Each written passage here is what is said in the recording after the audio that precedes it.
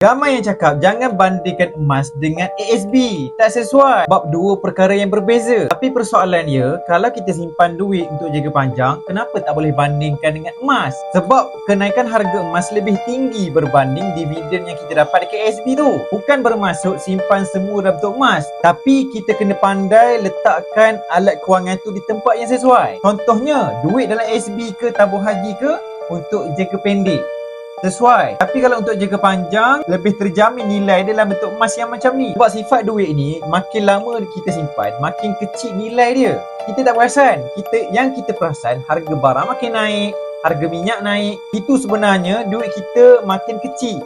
Kita perlu duit yang lebih untuk barang yang sama. Tapi kalau kita simpan emas, yang mana emas ni dia mengekalkan kuasa beli, kita tak perlu risau harga rumah makin naik, harga kereta makin naik kalau kita guna emas untuk jangka panjang. Jadi kita boleh bandingkanlah kalau yang hanya simpan duit ASB tu untuk jangka panjang, sebab ada tempat yang lebih baik. Sebab kata guru saya, penulis buku Wang Emas ni, kalau kita nak simpan duit cukup sekadar untuk kecemasan, at least 3 bulan gaji lebih tu tukarkan dalam bentuk emas supaya kita punya simpanan tu nilai dia bertahan. Dan kenapa kita tak nak simpan emas? Sebab sekarang ni dah ada cara yang paling mudah boleh menabung ikut bajet walaupun serendah 100 melalui akaun Emas Gap. Jadi seiringkanlah, simpan duit separuh, simpan emas separuh. Takkan pula ada emas, boleh pergi dekat profil saya ataupun boleh DM saya untuk mula menabung hari.